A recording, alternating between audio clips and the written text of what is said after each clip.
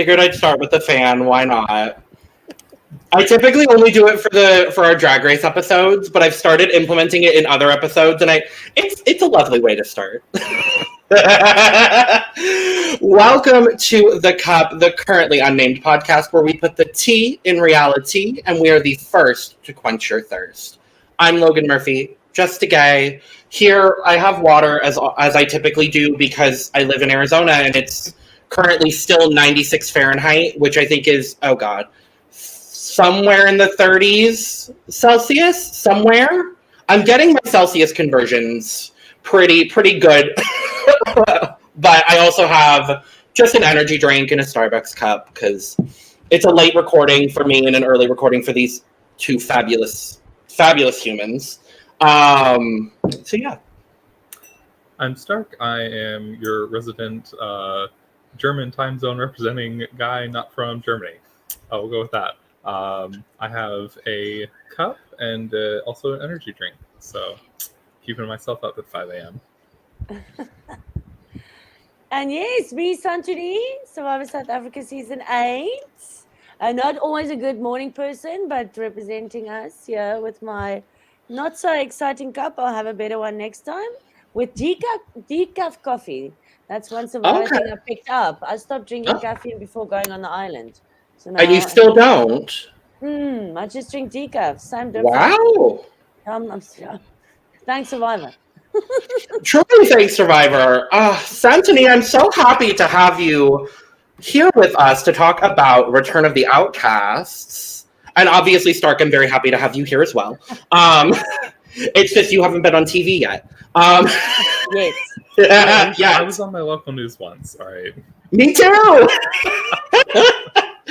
And we are here diving into episodes 3 and 4, and we'll probably talk a little bit about episodes 1 and 2 of Survivor South Africa, Season 9, Return of the Outcasts, where Santoni knows a lot of people here.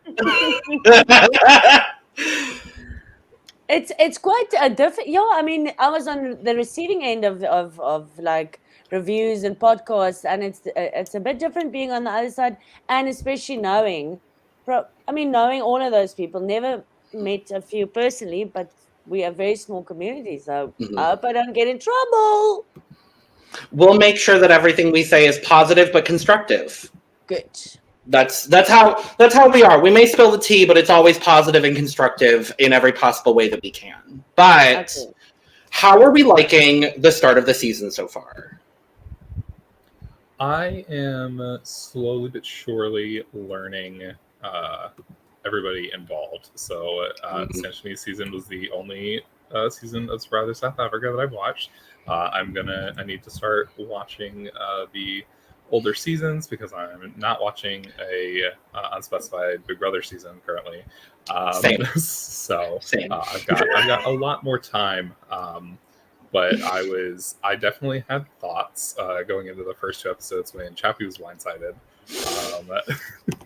And then these next 2 episodes just like elevated and just like took it a step further and like got like more drama, exciting and drama filled, and yeah, all the things. Santi, what about you? Oh, I love the location. It's so beautiful. It looks quite rugged. Obviously, the cinema, the camera work, everything is just amazing. And I mean, this cast hitting the ground running. Oh, are they? Are they? And as someone who's seen all of the seasons of Survivor South Africa, when this cast dropped, we did our cast assessment immediately, and I was like, oh my God, this is like a hand-picked cast for like all of my favorite people from the past seasons. I would have liked to see a certain person who is currently in this podcast there as well. But regardless, this cast, every elimination is gonna hurt in one way or another, just because I want to see all of these people succeed again. Maru did such a good job casting this season, getting just the perfect combination of people to be a part of this, and it's this first week was a lot.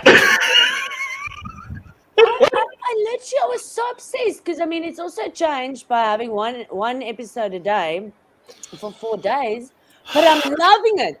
Like I am because too. it's at 6 o'clock on Mhm. our side, and I'm like, whoa, yay, sitting ready. I'm kind of a routine person, so I like Mhm. that. I don't know, Logan, you look like you don't agree. So here's my difficulty with it. As a viewer and as a fan, I'm so happy to have Survivor South Africa 4 days a week. As a podcaster, like if we didn't get this across, we're currently filming where it is 8 p.m. for me and it is 5 a.m. for both Santoni and Stark. And so I love it, but it also, I honestly, and this is just for me, I wish this season had either aired 2 months ago or 2 months from now. Because right now it's just a really, really busy season for like our podcast doing a lot of things. And like Stark mentioned, we're not watching unspecified Big Brother season. So that honestly gave us a lot of time. It freed up a lot of our schedule. So it's made watching and podcasting about this a lot of fun. And South Africa is my favorite Survivor franchise. I've said it once and I'll say it a million times. Just every single aspect of it feels like Survivor fans are producing this. And that's what I love the most. Survivor fans are producing, Survivor fans are behind the cameras, Survivor fans are playing, and it just makes the entire experience more enjoyable for me. And that's another reason why when we started this podcast, I wanted South Africa to be one of the mainstays that we do because and international Survivor as a whole, because Australian Survivor, so good. And I want people to recognize that US Survivor is great, don't get me wrong, but the international versions are doing just as much, if not more, with what they're doing. So, yeah, as a fan, so happy 4 days a week. As a podcaster, it's a little stressful. I'm going to be honest, it's a little stressful. When Logan But- originally messaged me and was like, "Hey, we're doing recordings on Wednesday and Sundays," I was confused and I said it's only on Mondays though, right? And his response was, "No, honey, it is 4 days a week." No, honey, it's 4 days a week. And that, I mean, that's kind of mimicking the way that Australian Survivor does it because they do their last season they did 3 days a week, and so I'm a fan of it.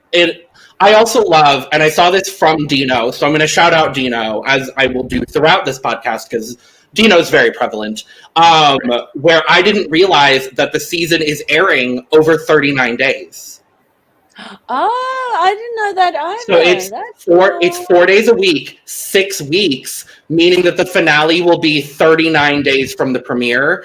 And now that I know that, I'm a big fan of that. It's actually very clever. Yes. It's very clever. I was like, I see y'all. I see it. Yes. CBS yes. could never. CBS could never. But let's do a brief little overview of the first 2 episodes and y'all's thoughts because neither one of you were on for our episode 1 and 2 recap. Go check that out with Lana and Ashley. It was a fabulous time. But Trapeze gets blindsided in the first vote of the season, and I'm sad. Yeah, the vote was surprising to me just on the level of Trapeze is clearly a recent player. Everybody kind of watched what Trapeze did. I feel like Trapeze is one of those enemies versus enemies you don't know kind of category, where pretty much where he stands and kind of what he's going to do, what his gameplay is like. I feel like he's a very good asset in challenges. And then I was expecting Trapeze to be somebody that was kind of a late pre-merge boot of okay, the merge is coming, let's get Trapeze out of here so that he can't win a bunch of individual immunity challenges. And they had a lot of forethought to get rid of him in the very first tribal instead of later. Yeah. But do you think if he didn't go and look for an idol with Steffi, things would have ended differently for him? I do. I do. I don't think it would have put like as much of a target on his back as early on, No. even though people did know kind of like what his gameplay was like. But I don't think that helped anything. I mean, idols, finding idols or looking for them is probably one of the worst things. I'm not a big idol fan, but so I think that it's just such a pity because if he just waited like one more night, Literally, one more day. and because his name wasn't really on the chopping block, he was keeping his like nice what was it called, behind the scenes, like Under the radar. Under the radar is the word. So that's such a pity, man. But the people are upset. I think it would have been more of a split vote where we would have seen votes on 3 or 4 people maybe, and we maybe would have seen 4 votes take out Shane, honestly, in that scenario. I think Choppies may have gotten a few votes. I think Shane may have been able to convince more people to maybe put votes on Dante. Maybe one of the ladies would have gotten a throne vote. Not really sure. I think he also wasn't really aided by the fact that he's the only person from Immunity Island on the Masu tribe.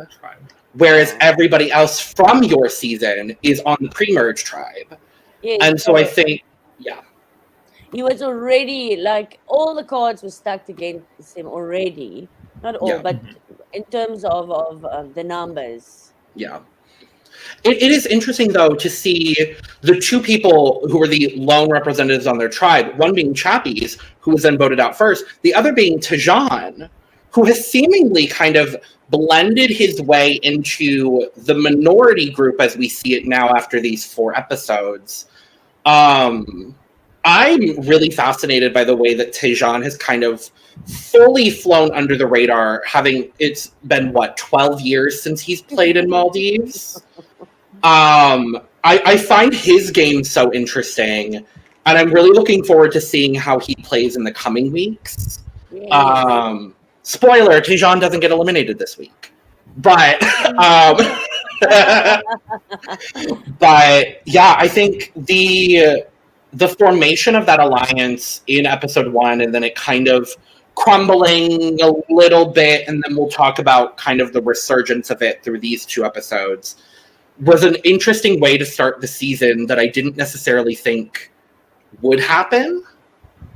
But that's also the risk you have, not necessarily risk, but the opportunity you have when there are so many clear and unclear duos on the same tribe. Yeah. I think I would have really liked, well, and so I can only really speak for Immunity Island, but like more like rivalries within the same season.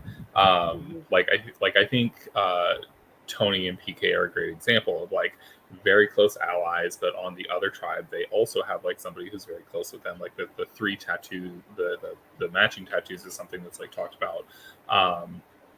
So I think like instead of like a PK or a Tony, like whoever played against that person, like being on the same tribe, I think would have been like added a really interesting dynamic where it's like they played from the same season. Like we know what happened on the season, maybe we don't know what happened like after the season. Like, are they friends? Do they still hold those resentments? Like, and see those as opposed to like, okay, well, these people are clearly like a duo because they played together and they didn't have a lot of like conflicting gameplay.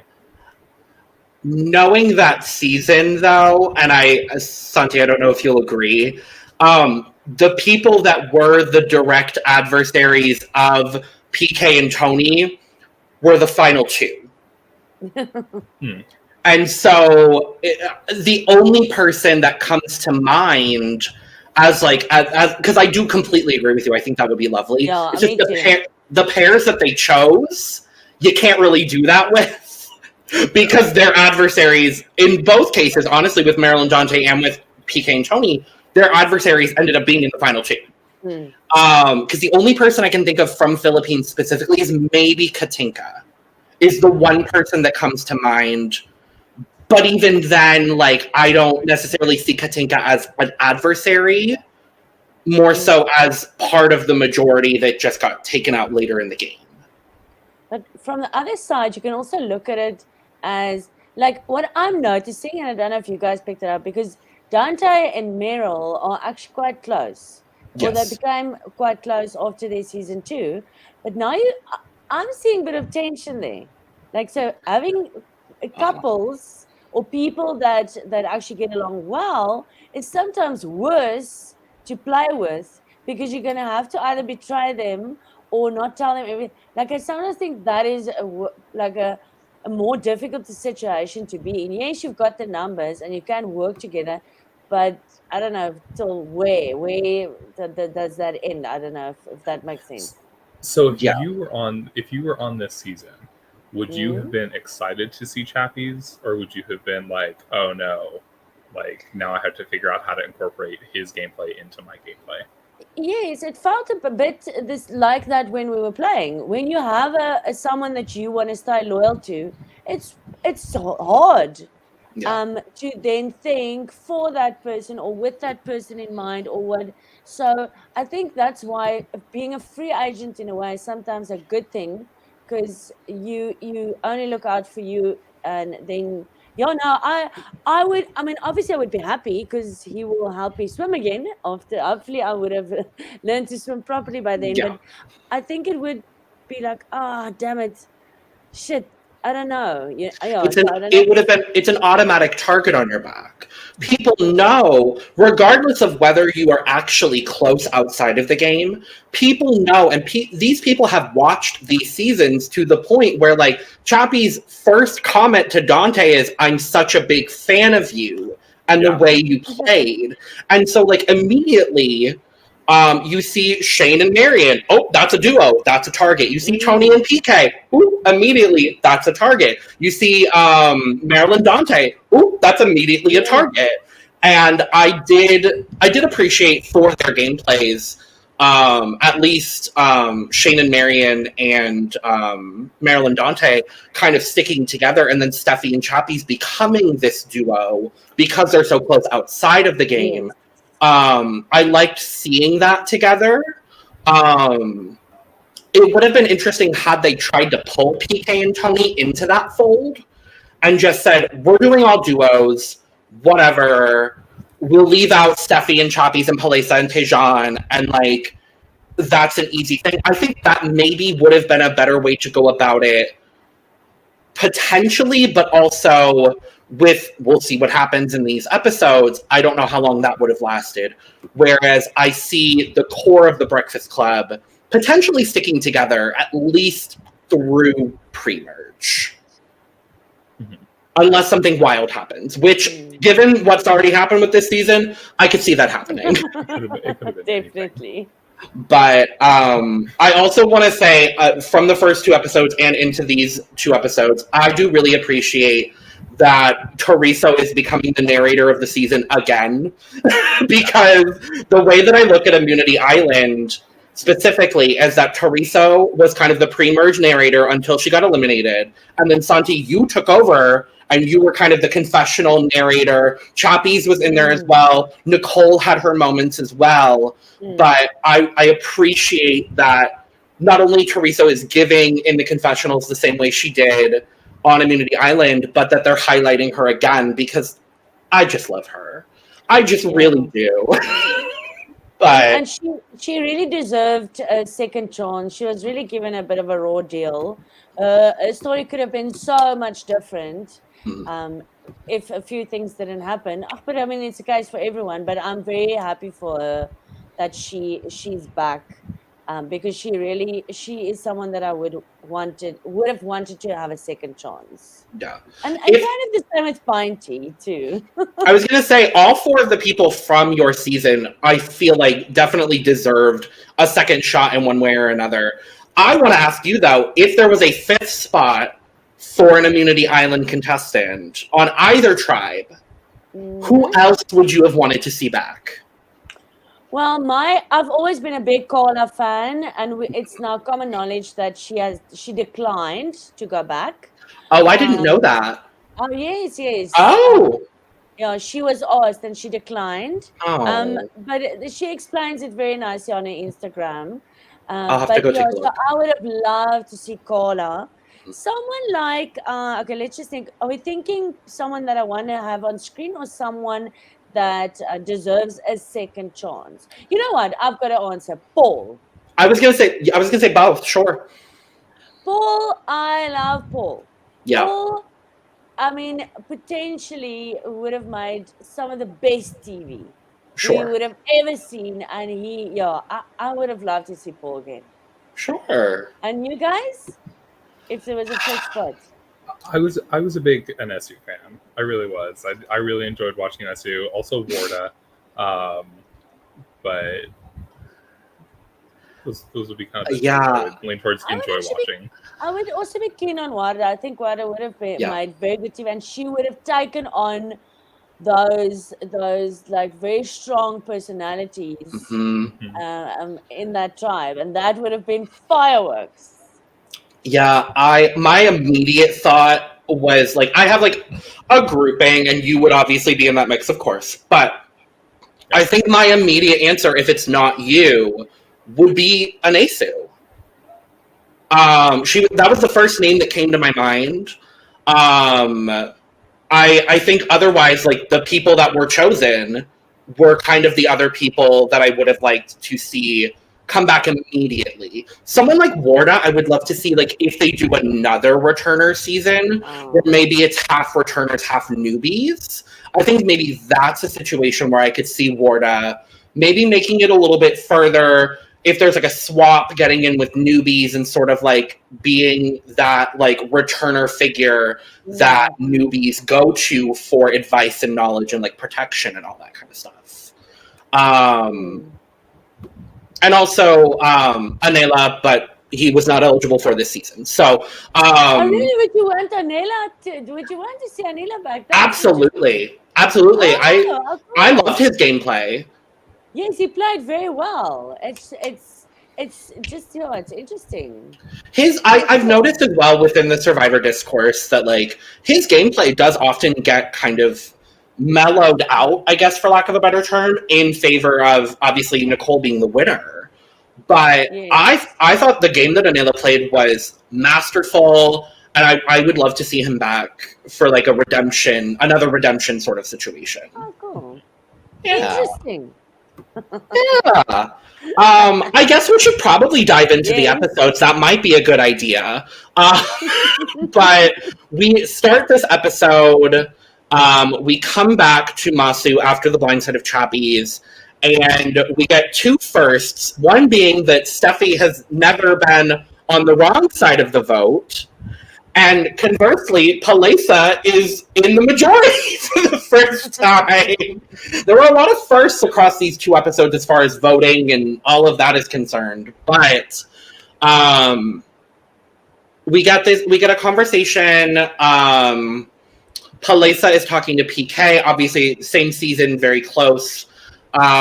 She confides in PK, telling him that she feels a little bit better with Dante in the game than potentially with Meryl and Marianne, which is interesting. It's been very interesting as someone who loved Palesa on her first season, seeing her navigate this kind of almost familiar situation that she's in, again, being in the minority of the tribe at an early stage.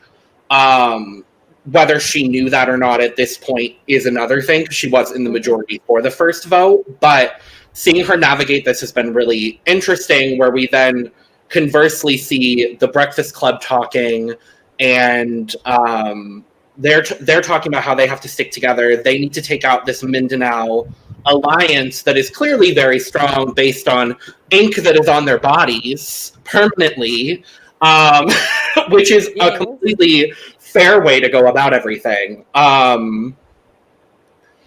I don't know, where do we see the lines of this tribe potentially blurring? Like, do we see the Breakfast Club breaking up anytime soon? Do we see anyone from that little minority breaking through? What do we think? Honestly, like, so when the Breakfast Club was first formed, I was like, okay, this seems like a pretty solid like group of 6, and then Chappies was immediately cut.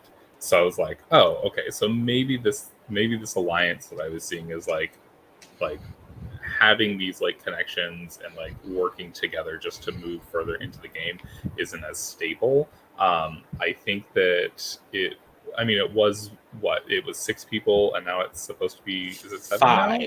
Oh, it's just the 5. Yeah, so it would be everyone minus Chappies from the original.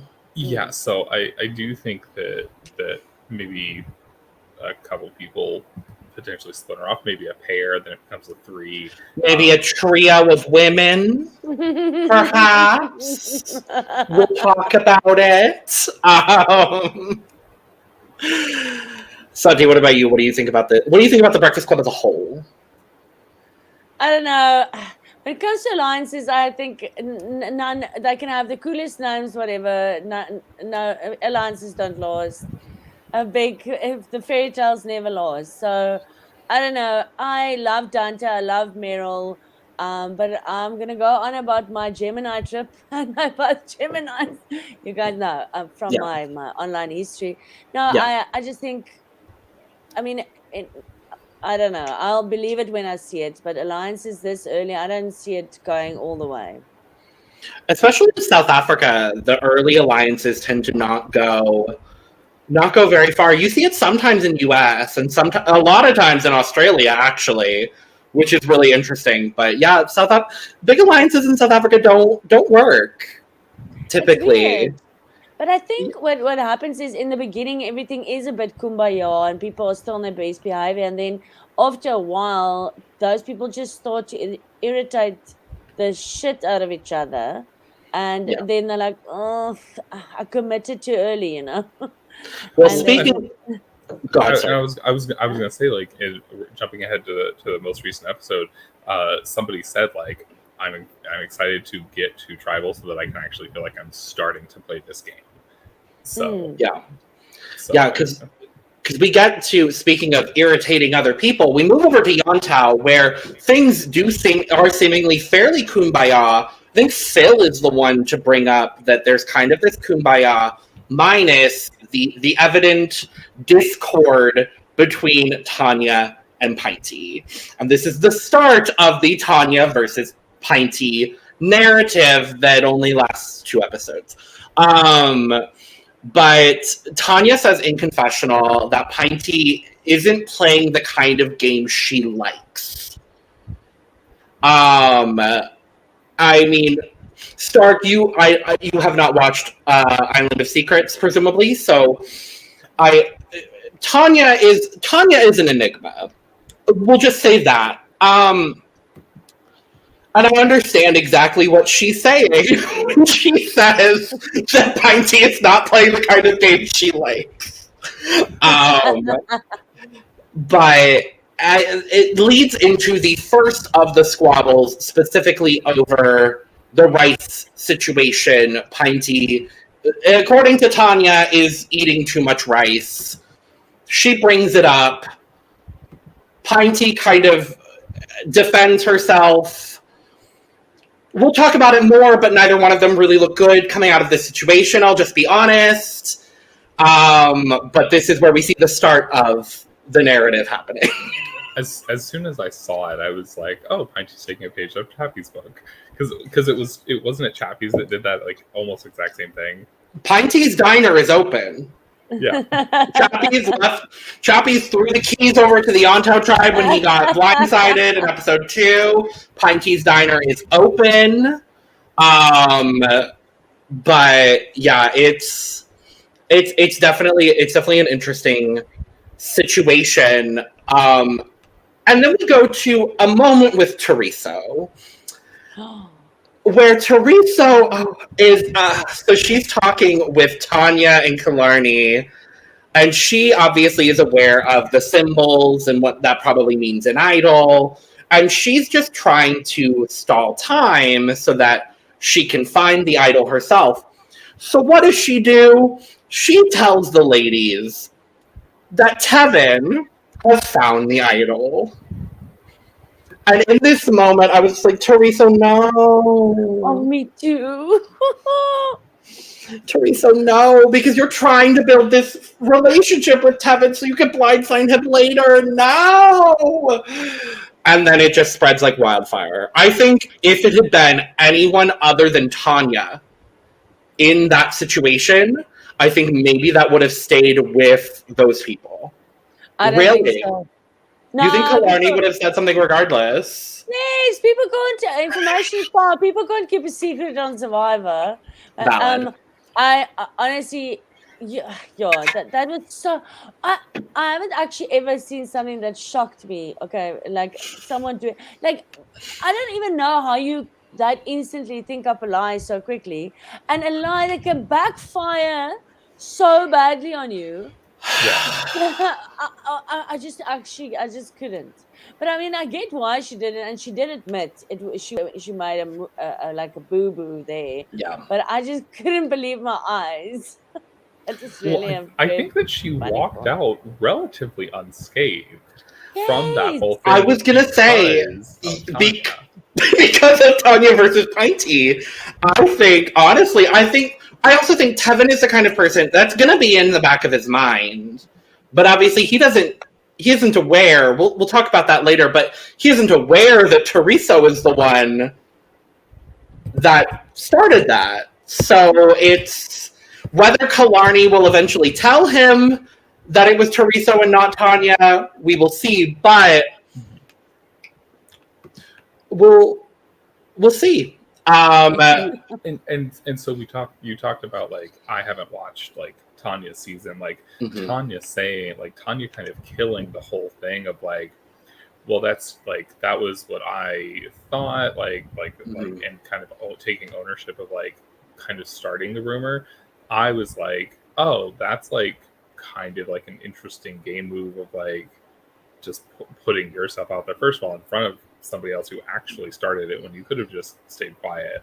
So like that in-game decision was like what I thought was admirable, not necessarily smart, but I thought that it was like admirable for her to kind of like just take the blame and be like, I apologize, like that's on me, like I take ownership, like let's just move forward. But I would then have maybe wanted her. I would want a scene where she tells Teresa that she did that, so that she gets that $5 then like in the pocket. Because maybe if she went to Teresa would know she owes her one. Because then if you're going to be honorable, admirable and survive, you must get something out of it. You know? Yeah, because I guess we could skip forward to that part because it happens after the immunity, but it kind of ends the Yontel situation. So Tanya does take credit for this, but Teresa is presumably like not at camp when this happens. She's like off watching from a distance. I wasn't because we I think see. she's putting a bathing costume on. I think so too. And so she wasn't like there, but then she comes back, and when she comes back, everybody's just looking for this idol out in the open.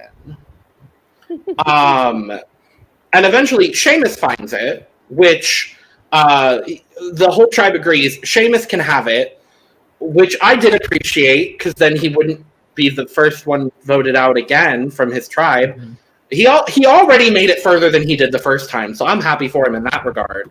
But I don't know. I don't know. Does Teresa know? Was she watching?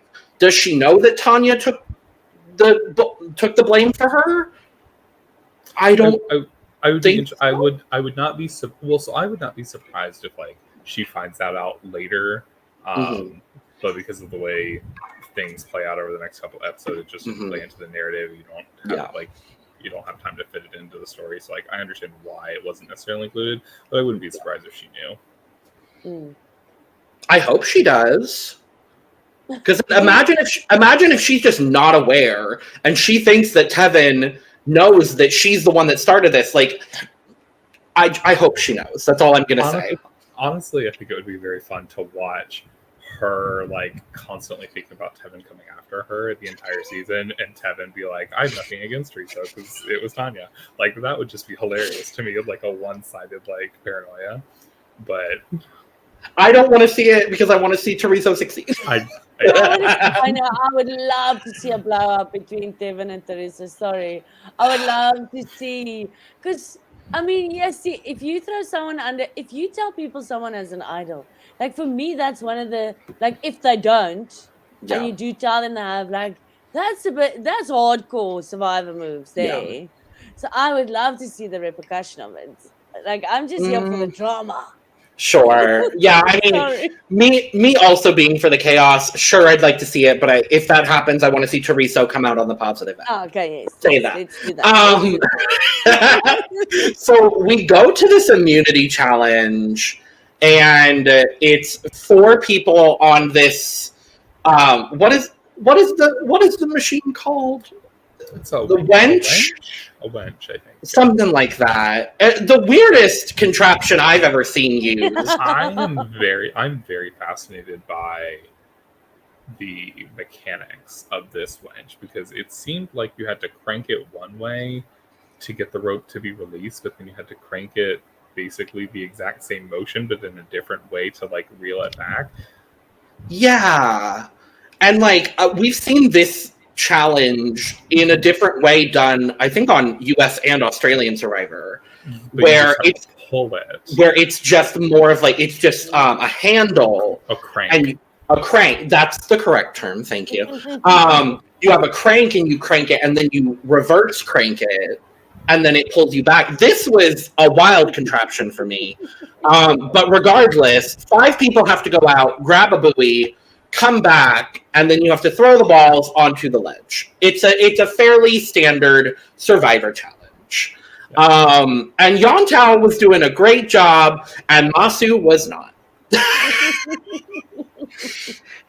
You could probably write a 10-page paper on the sociological situation that happens with Masu specifically in this challenge, because you see everybody yelling and people aren't understanding how to move the crank. And then Meryl, I think the first time I've ever seen Meryl yell on Survivor, is just like, what are you all doing? Like, screaming at the people on this crank. And I was just like, I didn't know this side of Meryl existed, but I'm happy I know it now. I love that moment. I loved seeing that part of Meryl. And they all looked so funny. Wild.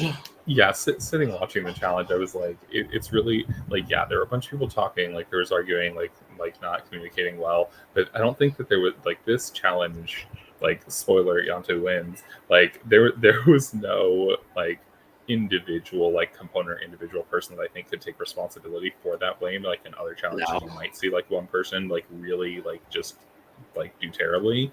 Like, this whole thing was a mess. Yeah, it is just. Meanwhile, Yontao is just over there. We're cranking, we're pulling people back. You guys are having issues. You guys are having trouble. Like, we're lapping them. It's cool. Literally, I really appreciate as well, and this is just overarching for this first week, and I hope moving forward, I appreciate how much heart and dedication that Yontao is showing as pre-mergers. Not that Masu isn't, but again, these are the pre-mergers. They talk about it at Tribal, spoiler, later on, that, like, they've never been able to experience all of, like, I guess the fun things of Survivor, for lack of a better term, like the merge feast, the family visit, like individual immunity challenges. Like, they've never been able to experience that. And so seeing them all come together, regardless of whatever differences are happening, seeing them all come together and sort of like cranking, pun intended, all of these challenges out and doing a very, very good job in all 3 immunity challenges so far. Truly, I appreciate seeing it. Mm-hmm. But this one ends up coming down to, it was Tevin, and then it was Seamus, and then it was Dino on the balls, versus it was Shane, and then it was Dante at the end. Tevin and Seamus did a good job with getting the balls on the ledges, but Dino just went boom and boom and boom and wins it for Yontao. And I was incredibly impressed because I don't think Dino really got to show his challenge prowess on Immunity Island in the way that he knew he had, and in the way we've already seen through 2 challenges. And which we may not be able to see. We'll talk all about it. I'm sad. But Yantai wins. Masu is going back to Tribal. And we talked about Yantai post the challenge, Tevin addressing the tribe. But this is where I've affectionately called Pinty's Diner is open. She runs off with a coconut, but only 1 coconut because she's considerate. Her words, not mine. But she's having this coconut. And we cut to later that night, and Pinty confronts the tribe about, people talking about the amount of food that she's eaten, and specifically, but not specifically, addressing Tanya. I don't remember. I might have missed it. I don't remember the specific part where Tanya calls Pinty a greedy pig. Mm-hmm. I don't remember when that happens. I think it was in the first episode. Was it really? I think it was pretty right out of the gate of her seeing that and not really appreciating the game that she's playing. But didn't she also tell it to Tevin? I don't remember. She said it a couple times. I might have missed it. I might have missed just all of the times because I remember her saying it. I just didn't remember the exact moment. And so when it comes up at Tribal, I was like, yes, I remember this, but I don't remember where. And I looked at my notes and I didn't have it. And so I was like, I must have just missed all of it, but cool. We're going to say it was on camera. Sure. And then we get Pinty versus Tanya Part 2, the remix. They're going back and forth. We'll see it again the next day. We'll talk about it. But we go to Masu post-challenge. And this is the start of Tony wanting to target Marion. And in this specific conversation with PK, she's saying that Marion isn't providing anything to the tribe. And then in confessional, she says that Marion doesn't have what it takes to go all the way. We then see a clip right after that of Marion overhearing a conversation with Steffi and Tony, where Tony is talking about her being the weakest in the tribe, which then leads to the morning of day 5, Marion having a breakdown with Steffi consoling her about Tony specifically talking about her skin condition. It's a difficult thing because I don't have a skin condition and I've never played Survivor. So I don't know personally how difficult that is. I know people with vitiligo and I know how difficult it is for them to be in the sun and be in the outdoors. And so it's just a difficult situation where I think, I'm going to say, I feel like Tony was being a little bit insensitive in these comments, specifically referring to Marion not being as strong because of her vitiligo. I think her perception that Marion is the weakest because she's not providing at the camp, that I think is a valid perception, but taking it a step further and saying that a lot of it has to do with her skin condition, that's kind of where I draw the line, and I just don't think that's okay. I really don't. It hurts me to see Marion breaking down in this way. Oh yeah, it's definitely not it's not a fun, enjoyable TV moment. It's not something that I think was the Survivor drama that people enjoy watching. I will play devil's advocate for just a moment, and then I will shut up. But I think because I didn't watch Tony's original season, but people have described Tony's gameplay in the first few episodes of just being emotional, highly emotional. And I think that what Tony was trying to do here, whether she was or not, my perception of it was she was trying to get people to empathize and like understand that like Marion was like having a hard time because of this, and like we should like, it sounds gross, but like put the dying dog down, like kind of like mindset of like, let's just put her out of her misery, like let's put her out. And that's, I think that she was trying to play on everybody's emotions by doing that. But on the other side of the token, I don't think that it worked. I don't think that it was appropriate. I don't think that it was like doing what she wanted it to do. And I think that she did take it a step too far by equating one thing to another. Because like, if she wanted to just say she's the weakest member of the tribe, like she's not contributing to challenges, like she's not helping around the camp, like also like completely separately, I think that she's having a hard time out here. I think those would have been like two very separate arguments for the same point. But I think that equating the two is not. I think that it is insensitive. I don't really like the way that it like made me feel as a viewer. And it was very uncomfortable watching Marion react to that the next morning. And I can empathize, like constantly being looked at as somebody that like physically, like you're going to have eyes on you because you're different, you're perceived differently, and equating that to being what, like I said, whether it's for not like being lesser than, being weaker, whatever it is. But also I think that it should have been an irrelevant point because she's on the cast. She was brought back for a second time. Like clearly Survivor production has like made sure that she is comfortable. She was able to do it the first time. So I what we've got on it now. That's kind of where I sit. Yeah, I feel like if Marion didn't think she was up for being on Survivor, she wouldn't have come back. Yeah, because she knows, and her vitiligo, to my knowledge, Santi, you might have more info than I do. To my knowledge, it was something that she started dealing with after her first time on Survivor, correct? Yes. Yeah, and so like coming back, she knows how hard it is the first time. She made it. I don't remember how many days Marion made it on season 5. I think she just made it she was the first merge. She was the merge boot, so it was like day 20-ish, somewhere around there. She knows how difficult Survivor is. And if she didn't think that she could do it with her skin condition, she wouldn't have come back. That was my thoughts too. But also Stark, I actually hear what you're saying and where you're coming from, that Tanya wanted to play on people's emotions in feeling sorry for Marion.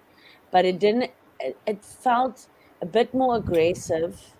If you look at the scene where Tony and Pika is talking while they're sitting on the beach and Marion is approaching them, and she's like, what the fuck does she want? So it felt that like little small things like that gives it away a little bit, but I haven't thought about it that way. So it makes sense what you're saying. It's just those little things. Yeah, but like you said, it wasn't uncomfortable. It was uncomfortable to watch. It was sad to watch. It's sad for both parties because I mean, Tony is getting a lot of flack now, and there's a lot of repercussions for her. But yeah, it wasn't fun. I think we can all agree on that. Yeah, I think honestly, like the level that some people are taking the hate to Tony online isn't good.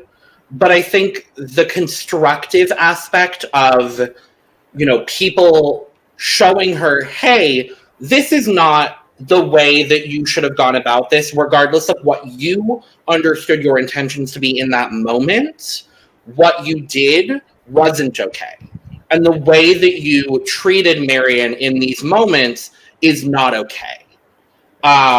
Regardless of what your intentions were. And I forgot about that scene on the beach where she is saying, what the fuck is Marion doing, like coming up? And I don't want to dwell on it, but I do think Tony was in the wrong here. And it felt mean-spirited. At the end of the day, at least in my perspective, it felt mean-spirited and it felt beyond the game. And I'm a Survivor fan, and I want to see people be targeted for reasons that are game related, not reasons that aren't game related. Whether it has to do with skin conditions, race, gender, sexual orientation, any of that. I don't like seeing that shit. I want to see people be targeted for game reasons. And so that's all I really want to say on it. But like, send constructive things to Tony if you're going to send anything. Just don't send like death threats. That's not okay. I don't know if she's getting any, but like, don't. And I hope that Tony can learn from this experience of it being on television. But one thing I want to just ask is, and again, no shade to Tony, but the fact on all her comments on social media, she's like, it was edited. It was edited in that way. It was edited to make me look bad. And I'm not sure whether it's really that. And if you think it was edited, then explain, give like the full reasons, and not just say it was edited. And not listen to, like you say, the feedback that people are giving you, and getting a little bit more self-awareness from this experience, but just blaming it on the edit, because for me, LaRue and the whole production team are really the most honorable people you'll ever meet, and they will not go and put something and edit, splice things together and make you look bad as a player on purpose, or just because they're out to get you or want to get ratings, whatever. They tell the story pretty much as closely as it happened. So yeah, that's just a part that bugs me, because it does annoy me when people stop me in the street and ask me, is this real? Is it real? Is it this? Which it's all of it. It's real. Yeah. So then saying it's edited in a way to like make you look bad, I don't know. But yeah, we should move on probably. I'll say one thing in response to what you said directly there, Santi. At the end of the day, this is an edited show, but also at the same time, you said all of those things. Yeah. Not you directly, but Tony. Tony said all of those things. Tony did all of those things. And whether it was edited a certain way or not is kind of a mute point to me personally, because like, you said those things. So at the end of the day, like you said, and I do fully agree with you, not being a South African survivor myself, but from what I have seen from now 9 seasons of Survivor South Africa, they do a very good job of editing the show in the best possible way that they can to show as much of the show and the stories as they can. A lot happens in 24 hours over 39 days. But at the end of the day, she said those things and should be held accountable in that regard. And we'll talk about Tony again in a different situation later, where I think her feelings and emotions and reactions are incredibly valid. But in this specific situation, she should be held accountable for the things that she said and did while there. Yeah. So, let's talk about something more fun. Like a blindside? It's not really much more fun. Tony continues to sort of want to target Marion. And then Tejan mentions directly the Core 4 Alliance, which this was news to me.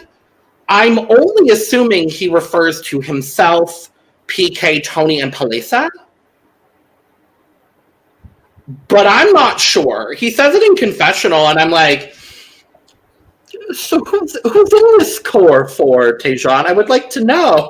Elaborate.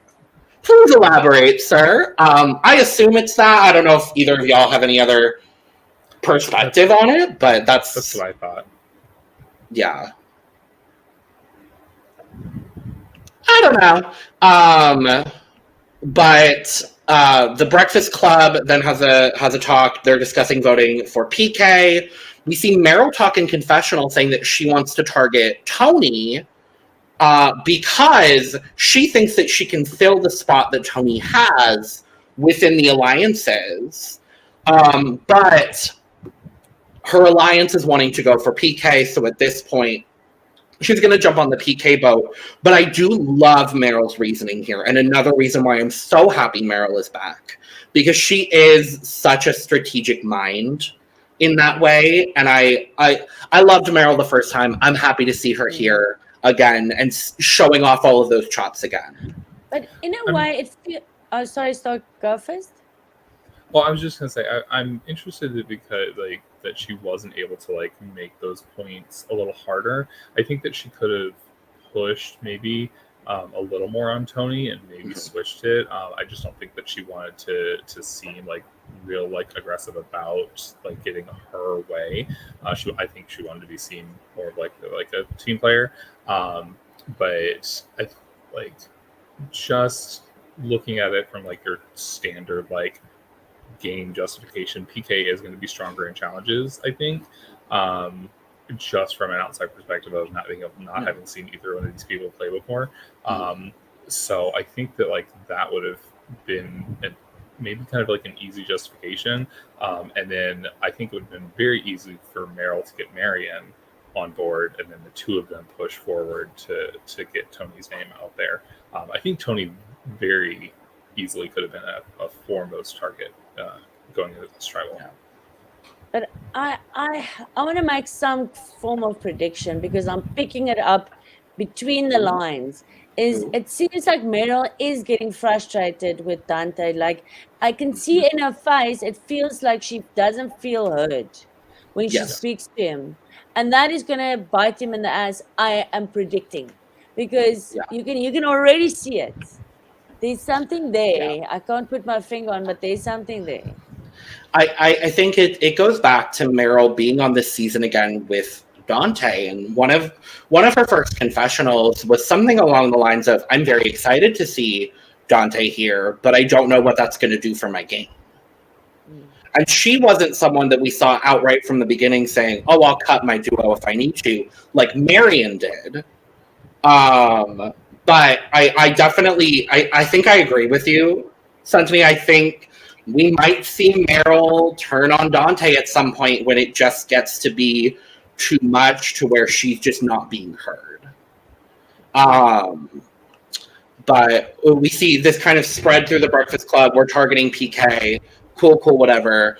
And then we see Marion, with the assistance of Steffi, finding the diplomatic immunity that was on your season, Santi, but wasn't used. Yeah, Chappie's had it, but he never used the Jazz. So it's the first time, it's back. That maybe it'll get used.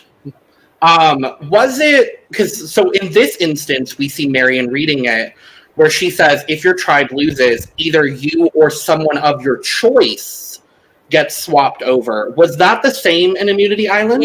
Yes, it was the same. Yeah. Okay, I couldn't remember.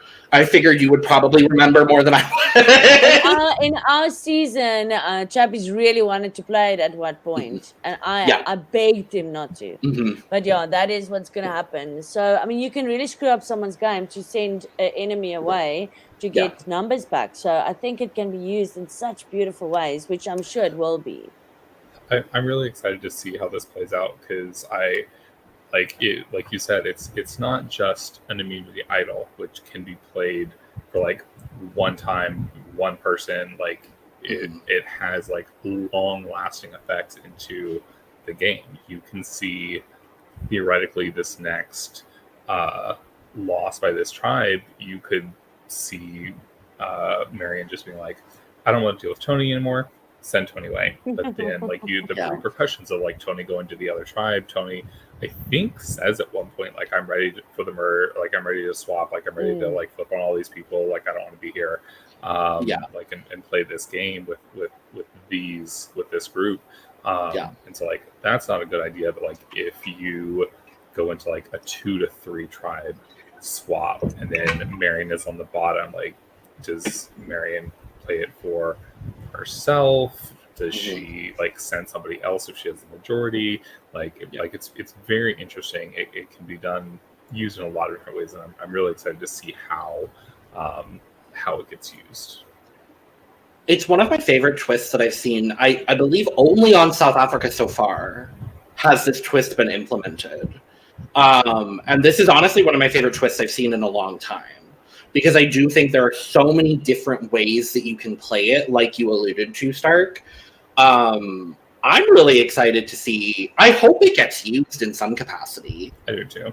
Because I would love to see, just with this being a returning season, my immediate thoughts went to, if Marion were to swap like someone over, like who else from her season is on the other tribe that she would maybe even want to work with. I don't remember the pre-merge dynamics of Champions all that well. I watched it, but I watched it like 6 months ago. So like it's been a minute, but I don't even know. Whereas if it stays the way it is, if she were to swap Tony, that immediately puts a target on Tony and potentially also increases the target on Tevin, because of this Mindanao connection that everybody on the cast is well aware exists. Mm-hmm. So it would just be the PK and Tony connection, just on a different side now with Tevin and Tony. And I think on the flip side of it, if Marion uses it on herself as the tribes are now, you have Kalari and Marion and Shane, who are all on the same starting tribe. I don't know what the tribe dynamics were there. Like all three of them are on the same tribe, and so I think Marion goes from being on a tribe with Shane to being on a tribe with Kalari, and then maybe it's the same dynamic, maybe it's not. I mean, Killarney was the first person voted off of Killarney, sorry. Yeah. And I'm pretty sure Marion voted Killarney out. So I don't think, given the current dynamics, that Marion will be using it on herself, but we never know what'll happen. But we go to Tribal. This Tribal is kind of like a little cut and dry. The tribe doesn't listen to each other, and Steffi talks about that, and Tony is tired of everybody talking about her relationship with PK. Maybe you should have thought about that before getting Mindanao tattoos. I don't know, but y'all probably couldn't have had the forethought to think maybe there would be a returner season. Like, the production would put 3 people with matching tattoos on the same season. Yeah, whereas it's 3 people who were very, very closely aligned on the same season. Yeah, and I mean, PK and Tony shared an island. Remember how hungry they were? That single.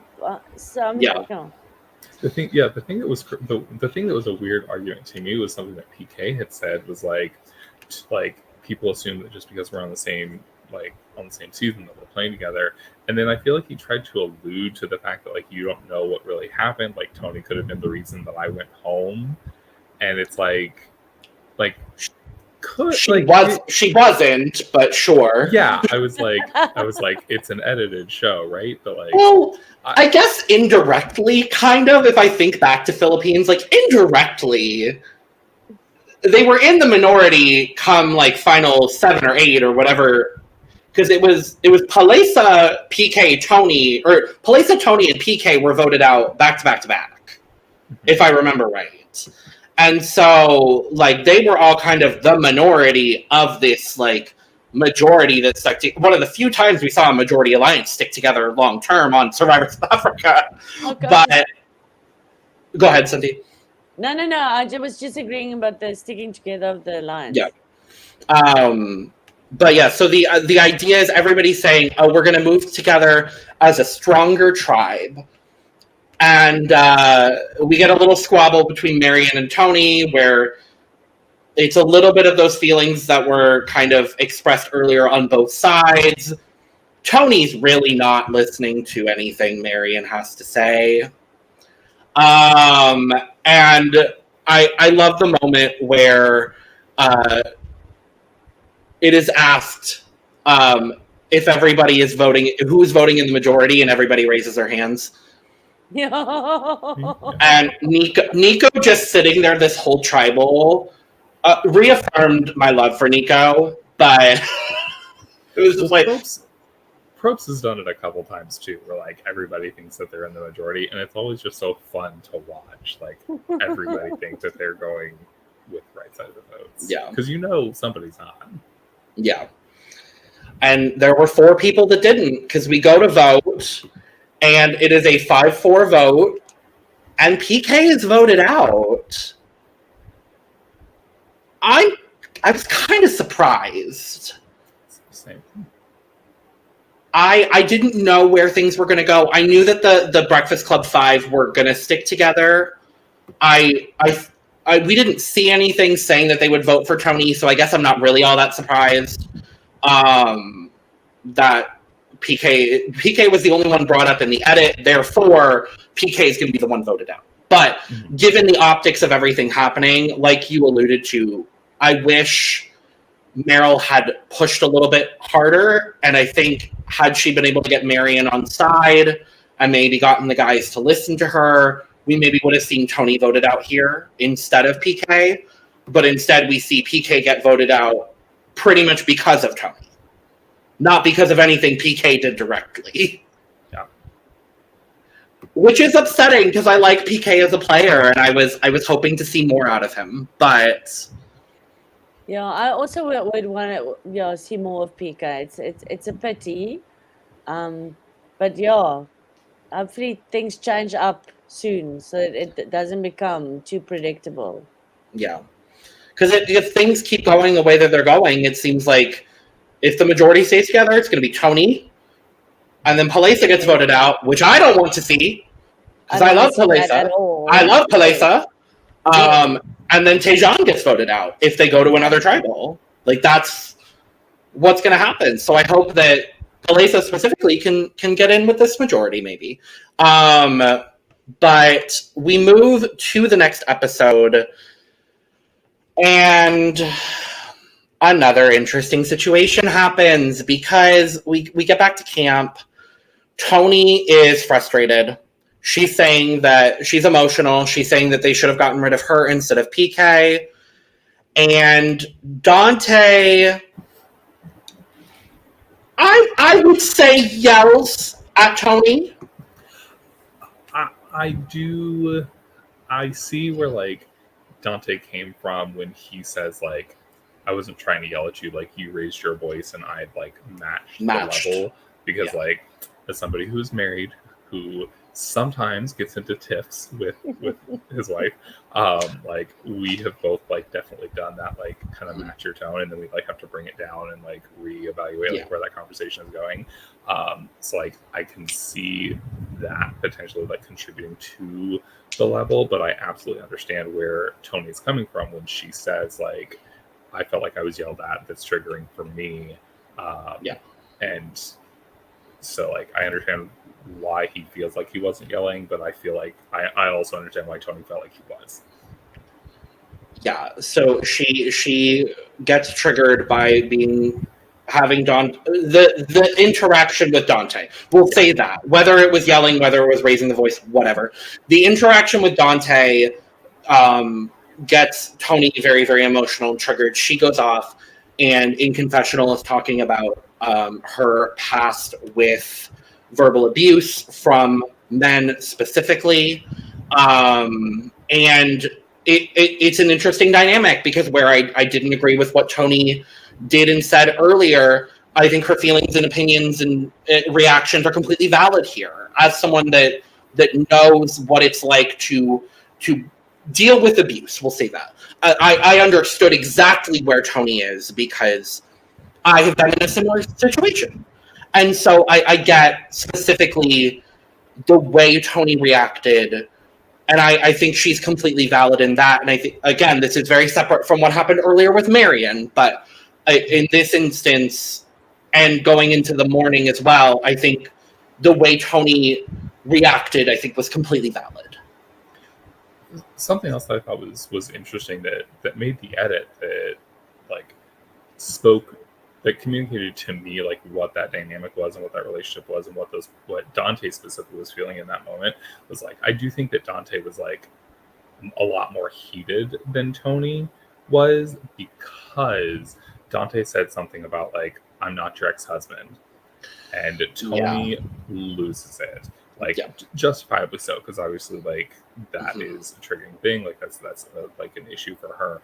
And Dante immediately was like, I didn't say that, like you're putting words in my mouth, I never said that. And I was like, you're sitting in front of a tribe with like 8 people, 7 other people, like everybody saw it, it's now on film. And so it was very interesting to me that like that made it into the edit where like he said, but I think that it really helps explain Tony's mindset there of like, he did say this thing, she heard it, and then he just I don't know if he was trying to gaslight her and say like, I never said that, which would be an interesting move. I just think that he was like so heated that he doesn't like even remember that he said that like in the moment. It felt, I don't know what Dante knows about Tony's prior situations as well, but his reaction to her reaction was a little insensitive, in my personal opinion. But then I look at specific things that Tony does and says in the reaction part. I look specifically to the night after the tribal, when the first interaction between them happens, and she goes off, and I don't remember who it was comforting her, but then she says, I don't want Meryl. Yeah, that spoke volumes to me, because like, yes, you have these emotions, feel the way you feel because that's valid, but then don't take that out on people that are your adversaries, I guess.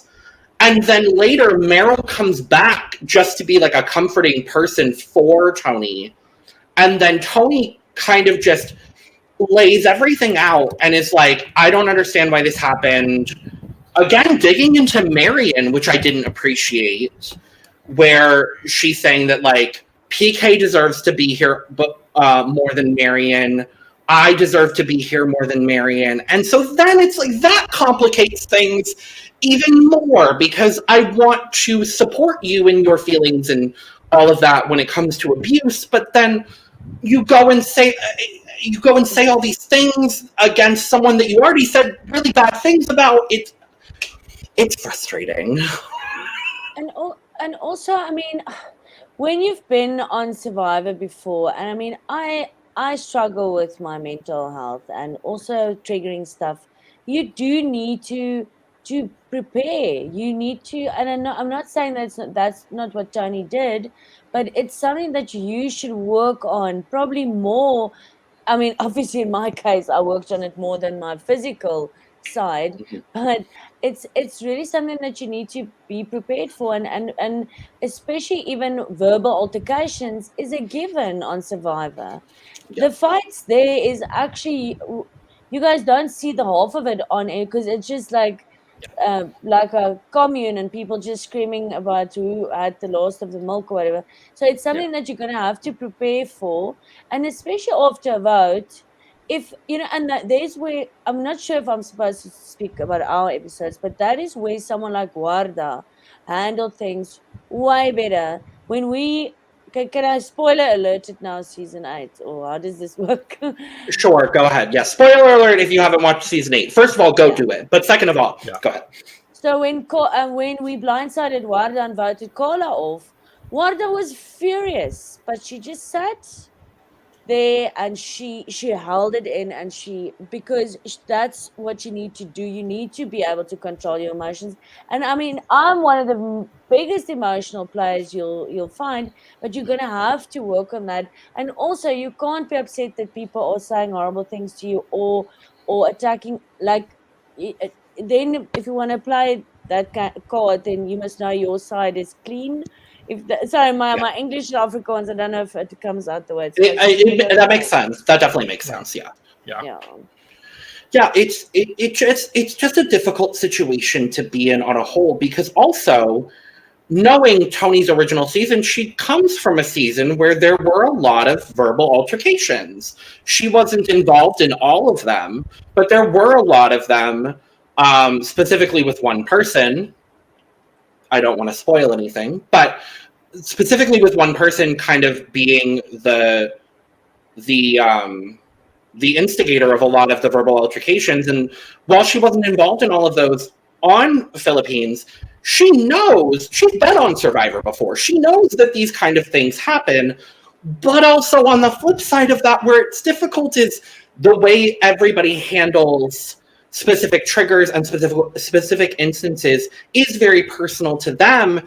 And again, while I think her reaction and the way that she handled everything, specifically when it comes to being triggered by what Dante said, I think all of that is valid. I just then find an issue with her once again berating Marion to Meryl of all people. And I guess at that moment she probably didn't care who it was. She just needed to release this energy. But again, digging into someone that hasn't done anything directly to her, it just complicates the whole situation. So her feelings are valid. The way she went about things after that, I don't agree with. But oh boy, I can't wait for Monday. I can't wait for Monday. I guess we could finish off the conversation about Masu before we go back to Yontao, before we go to the challenge, because this is where we get the formation of the new alliance, the full package. I love this trio. I kind of figured that this would happen. Meryl being the social player, Stuffy being the physical player, and Marion being the strategic player. Love. All of this, I want this to succeed. I would love for these three to move like very, very far into the game together, because I could see Marion potentially like being the one left out and using the tribe flip to go just to be with those two. Sure. Because I see those two being like very reliable allies for her, at least for some time. Sure. But just rope in Palesa, please. That would be. Yeah, that would be. Yes, there. I would be happy with that foursome. I think that will be fire.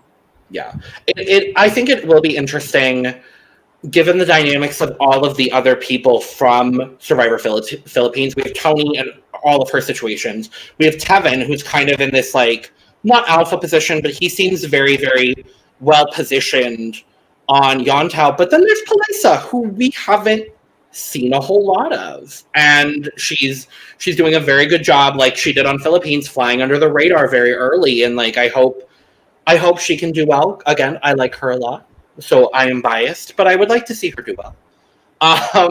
But yes, rope in Palesa, and then everything will be lovely with that alliance. I guess Palesa would be, I don't know, not the beauty, because they're all beautiful, but because they have social, strategic, and physical. So then what would, if we're including Palesa, what would her her thing be? The idol finder. Bunch. Maybe something like that. She's the something there. Idol Queen, sure. We'll go with that. Let's jump over to Yontao, because we see a little bit of them after Tribal. Obviously, they didn't go, but on night 5, there's a whole situation about sleeping by the fire. And we see Pinty talking in confessional about how she slept by the fire every night since they've been here. And now all of a sudden, everybody wants to sleep by the fire. And I again, have not played Survivor myself, but I can assume that sleeping by the fire at night when you're in South Africa is probably very, very nice. I don't know if you would agree, Santi, but yeah. I never slept next to the fire because for obvious reasons, but we'll get to that. But I never slept next to a fire. We had it by our feet, but never like on the ground level of it. Sure. And this is where we see Phil, I think, for his first confessional of the season. Yes. I'm going to be really honest. I think he's lovely, but I had completely forgotten about him because he just was not in the edit. But Phil, in what I'm going to say is his first confessional of the season, is talking about how, he likes Pinty, but he's not sure if if Pinty is going to be able to be saved because she just keeps blurting out her opinions. We'll talk more about that as the episode goes on, but we then see just a scream, and then it cuts to the intro, and then we come back the next morning at Yontao, and Dino has fallen into the fire. He pulled what was his name? Yes. Michael yes. Scoopin. He pulled a Scoopin and fell into the fire and burned his hands, and thankfully he's okay. I was very worried. I was too. I definitely thought they were going to get to the challenge and they were going to be like, see ya. Worst case scenario. Truly, I don't want to see that happen. But I do appreciate that he's being tended by medical, and Seamus immediately comes up and he's like, don't worry. Like, you have me, you're good, you're not going anywhere. And I did really appreciate that. I do like this bond that Dino and Seamus have formed so far. But the interesting thing as well is we haven't really seen a lot of alliance making from the Yontao tribe. It has been very, very kumbaya.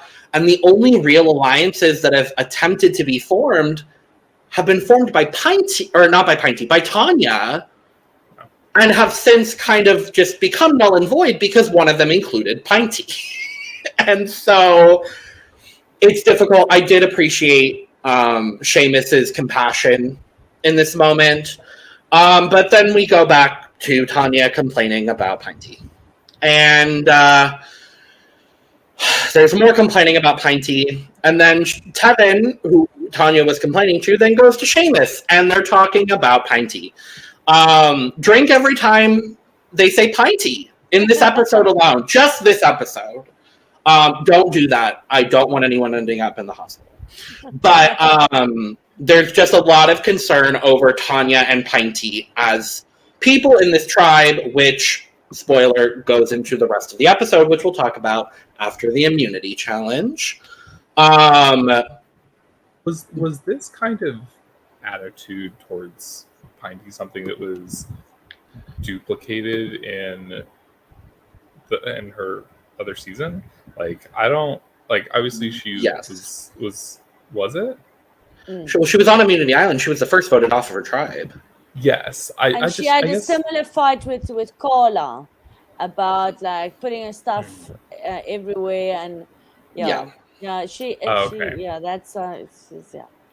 I just remember rooting for Pinty. There was just something about Pinty that I was like, I really like her, and so, but I'm also like, I consume stuff and then for the most part like immediately brain dump it so I can go back and watch it 2 or 3 more times and still enjoy it.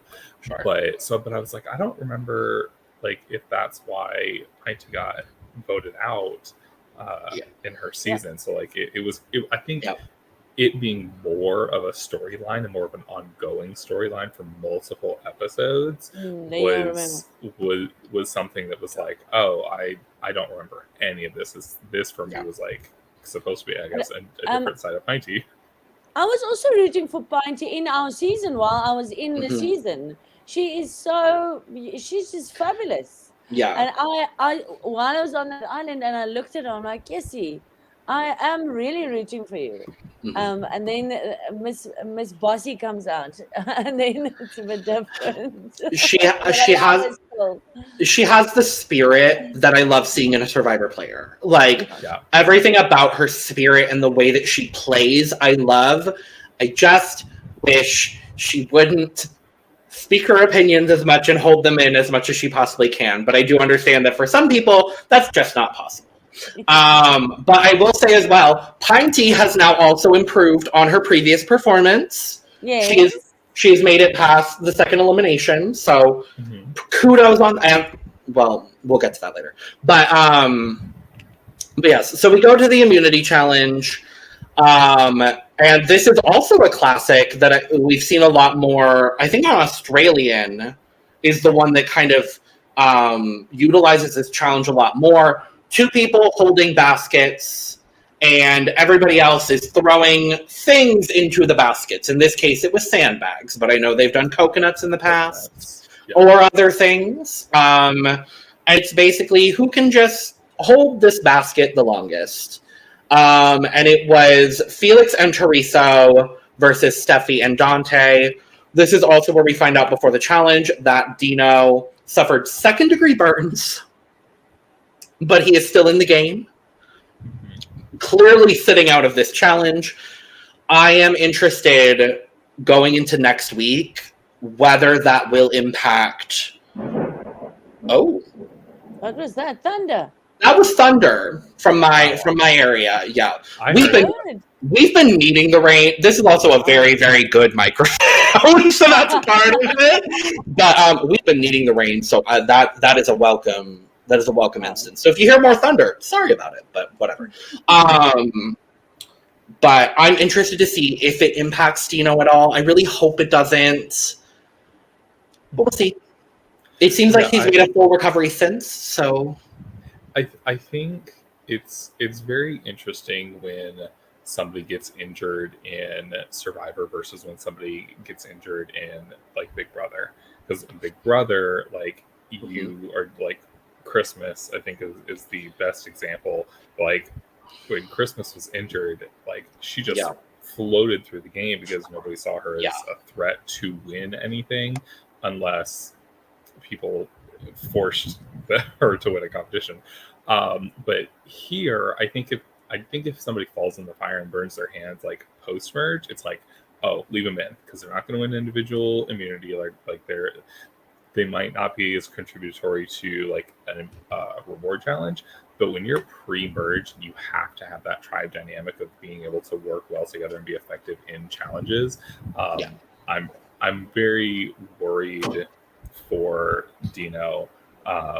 Although I hope that he is able to pull through, or his tribe is able to find like ways that he can be of use in those challenges, so that he can continue to improve himself. And for context, for Santoni, I presume you probably don't watch Big Brother in the US. I'm so sorry. And for other people that do not watch Big Brother in the US, there was a season where a contestant named Christmas broke her leg in the first week. Her real name is Christmas. Oh, I wanted to say I love the name. But anyway, we don't love her, but the name is fine. You don't want to, honey. You don't. The name is just all. Otherwise, we don't like her as a human. But anyway, she broke her leg in the first week in the house. Was then taken out of the game to go to the hospital, then subsequently cast a vote to evict from the hospital, and then returned to the game and made the final day of the game. No. Yes, and played the entire. I agree. And she was on a scooter like the whole time, like she was scooting up and down the stairs in the house, and she did win a challenge. A foot race challenge. She won a foot race. Because I will send you the clip later, just so you can see how wild and crazy it is. Because it is truly one of the wildest moments I've ever seen on Big Brother. And we actually have someone in the unnamed Big Brother season that's currently airing. Someone else injured, twisted something, twisted her ankle, and is in a very similar situation, and she's still in the game. It's the best of the season, though.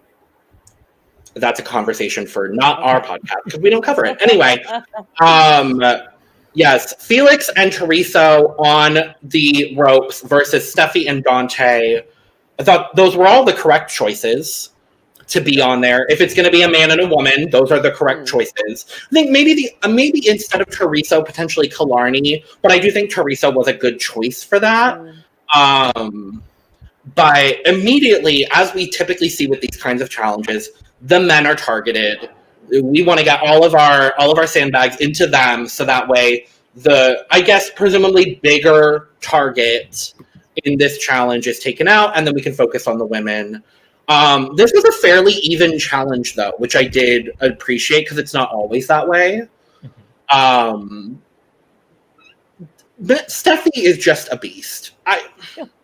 What else is there to say? Steffi is just, and Teresa is too. Teresa did exceptional in this challenge.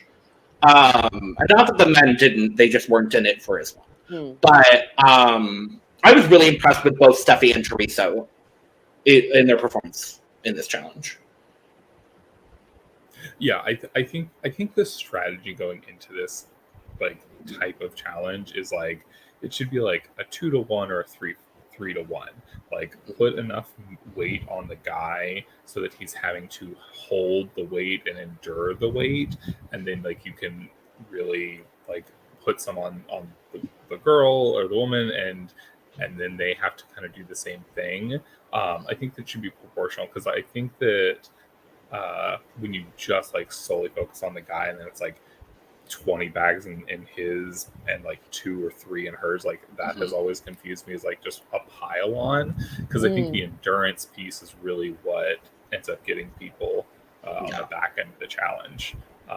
So I think maybe if they had modified their strategy and put more on Steffi early on, I think that like it very easily could have gone the other way. Yeah, I agree, Stoke. I was actually thinking the same. Totally agree. Did y'all compete in this challenge? We had something similar when we had to throw coconuts in. Yeah. But we needed to get it to drop. So no, we didn't really do that, no. Yeah. Similar but very, very different in execution. Yeah. Yes. But yeah, I completely agree. I think had they targeted Steffi a little bit more towards the beginning, it would have weakened her a little bit more. Whereas they were Masu was really doing this like almost, it seemed like 3-1 situation between both Felix and Teresa, which does ultimately get them the win.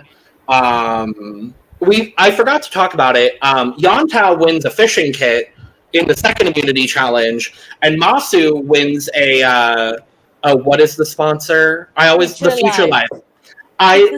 One of the things that just endears me to South Africa is all of the very, very clearly sponsored rewards.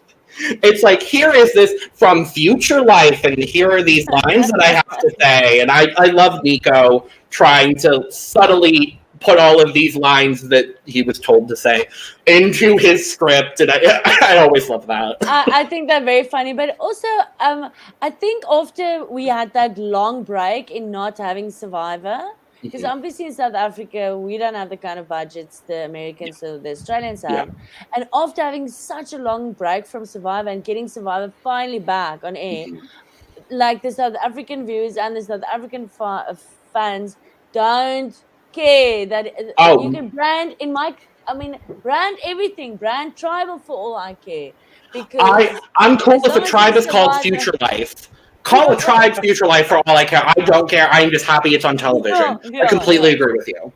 But I was quite it did take me back, because that's the only reward I ever won was, or not I. The tribe I was part of was Future Life.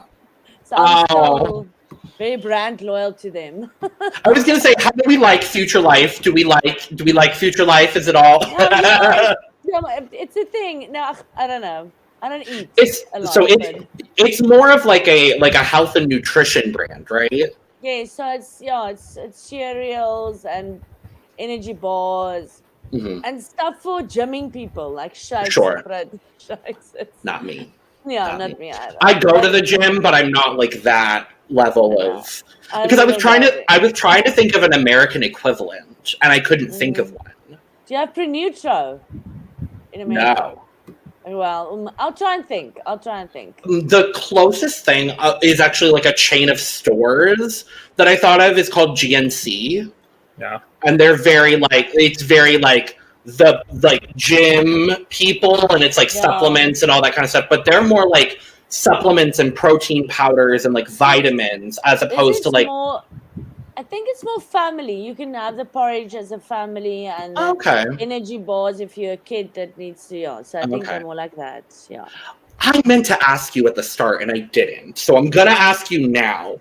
Yes. What? Because in the first episode, everyone that was covering it was American. We weren't sure what PAP was. Oh, so okay, so what is it called? I think they take maize and they make it into a Is it like powder. porridge? Yes, it's porridge. Okay. Because we I thought think it was it's porridge. we thought it was something like a porridge or an oatmeal or That's not something along the oatmeal. Okay. How do you make what is your porridge like? Is it white? It's typically like a thicker consistency. I was also thinking of something like grits, which are made with cornmeal. Yeah. It might be, yeah. Cornmeal just cooked in water situation. Yes, exactly that. Exactly. Okay, cool. We were just curious because again, I'm still learning all of the South African culture, which I love learning through this show, but we were all curious, so now I have an answer. I appreciate it. Thanks for asking, but I don't think I gave you the best answer, but yeah, I think I just Googled grits versus pap.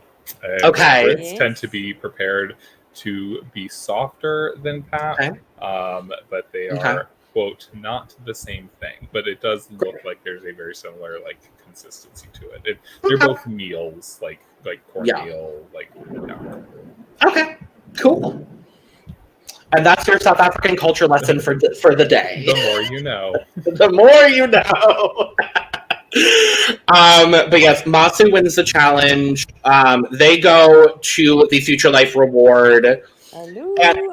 And they're enjoying the Future Life reward, and then everybody is just openly looking for idols. And that's another thing that I love about this cast. It's just like, no shame. Everybody go look for your idol. Do it.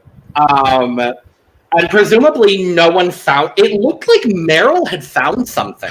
I also thought the same thing, because somebody else was right in that same area. And I was like, oh, they must have just missed it. She's about to find it. And it didn't show that she did. We'll see in a future episode whether she got something or not, but it's not mentioned here. But so we go to Yontao after the challenge, and this starts the whole discussion of the tribe needing to be more unified than strong, and that's something Phil says specifically in confessional. He would rather have a more unified tribe than necessarily a stronger tribe. And so people like Pinty and Tanya bring the unity down. And now I'm looking at my notes, and I specifically wrote down Tanya calls Pinty a greedy pig. So my whole dilemma from earlier, it's now in my notes. I found it. This was not the first time that she said it, though. I'm very confident that she mentions it in the first 2 episodes at some point. If somebody knows, let us know in the comments, because I would like to know. But then Tanya presumably goes, I put in quotes in my notes, goes to apologize to Pinty, where it becomes, I apologize for what happened, but also I'm going to stand behind everything I said because it's true.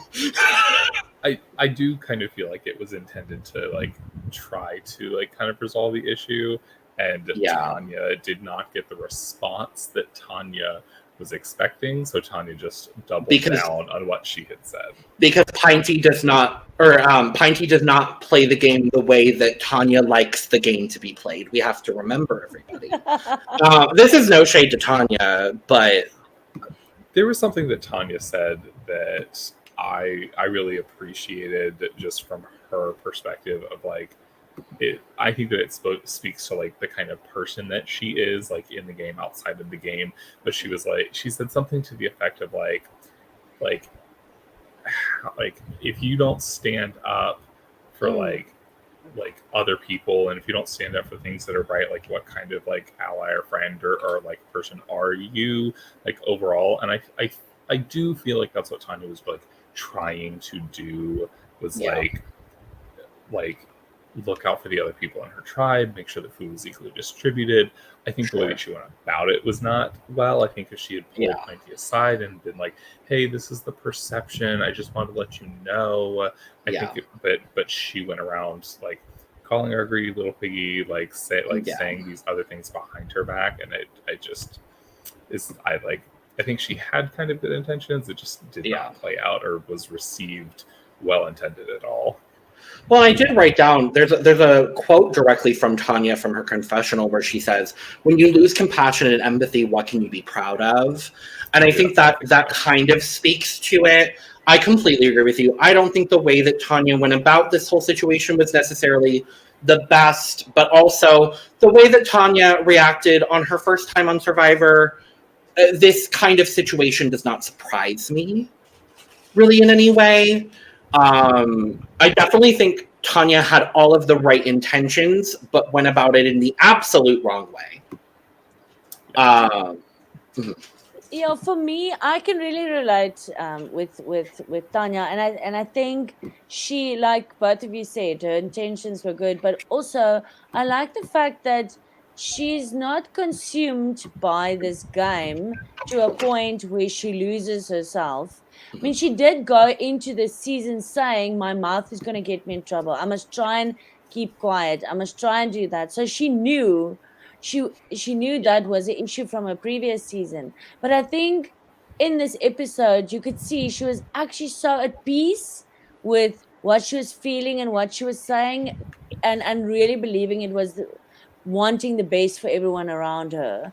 And I'm glad she could stay true to who she was, Yeah. because some people, it's, we know the story, but in terms of gameplay, there's no thing you can take from what she did that will ever make this good for your Survivor game. But Yeah. what she brought out in this episode by saying what she did, like standing up for the underdog or standing up for what you believe, all of that is something that I really respect. And I really kind of felt sorry for her that her tribe was just sitting there not saying anything, because that's also, I mean, don't be a wuss. I mean, if it's about food, then at least take on Tanya in front of everyone, or take on Pinty. But them Yeah. all sitting there was a bit annoying for me. I felt for her. And the part that was a little frustrating as well is we see Felix doing a little bit of it, but it's after Tanya ends up walking off, because Pinty and Tanya end up bringing this like apology slash part 3 of their argument to the camp itself, and Tanya ends up walking off, and Pinty is kind of talking to the group like, "No, everything I did was perfectly fine. She's just not in the right state of mind." And Felix starts to say something, and she shuts him down immediately. But then in confessional, he says, I kind of agree with some of the things that Tanya is saying here. Like, I don't think Tanya's perception is necessarily wrong. And so I at least appreciate that Felix can acknowledge it at some point. I do wish that it didn't turn into everyone versus Tanya, which is what it became. But to be fair, I don't think that. I just think that people did not want to end up on the wrong side of the vote, because I think there were a lot of people that were on board with voting out Pinty. And it was just everybody needed to get on the same page, and because there were people that wanted to vote out Pinty, people that wanted to vote out Tanya, and it was, I think several people said, like, I just have to be sold on this vote. I just have to figure out where everybody else is going. And so I think that this was one of those moments where it's like, you don't want to, like, I think everybody in the tribe was kind of aware that one of these two people was going, because I do think in this instance, like, tribe unity was the most important thing, because you can't continue to have that, like, that stuff happening in camp, because it's really disruptive.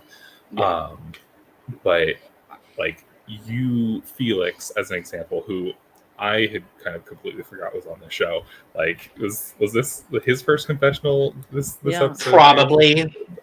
But like, Felix doesn't want to speak up on behalf of Tanya because they were on the same tribe, or they were they on the same tribe together. They played in the same season. Like, Felix doesn't want to step up and like speak up for her, and then be left in a situation where Pinty is still in camp, and or speak in defending Pinty, and then he has to deal with like Tanya being still there. So like, I do see what you're saying, Santoni, about like, you should be able to stand up with like conviction. But also, I mean, this is going to sound horrible, but maybe I want to ask the question: why are they pre-merge boots? Because there's fear. Yeah. Like, I mean, you shouldn't play in fear, because this is not going to be the first time you're going to have to choose sides. And playing with fear, is maybe the reason why they ended up where they did, because of that. I'm just throwing it out there, but That's fair. you're gonna get those situations going forward again. But I think maybe they are traumatized by the fact that they don't want to also be the first person voted out of the pre-merge. pre-merge. So maybe after this, people will start standing up for themselves at least, or for whoever. Yeah, because we see, to your point earlier, Stark, we see Tevin in confessional specifically says, this is kind of Tanya's opportunity to sell me on this vote. If she sells me, I'm voting Pinty. If she doesn't, I'm voting Tanya. And like Phil even says, because then Seamus kind of gets brought into this conversation, because Pinty straight up asks Seamus for the idol, which was universally agreed upon was going to be given to Seamus, and also everybody knows about this idol. So then why would Seamus use it on either one of these people and then jeopardize his own game where he's just breaking new ground here, where he's literally never played this aspect of the game. So he's not going to do anything to attract attention to him in a negative way. And then we see Phil and Felix talking about, you know, the potential of targeting Seamus, so maybe we want to target Pinty. And so there was a lot of idea about targeting and voting for Pinty, but ultimately we'll see shortly that doesn't come to fruition.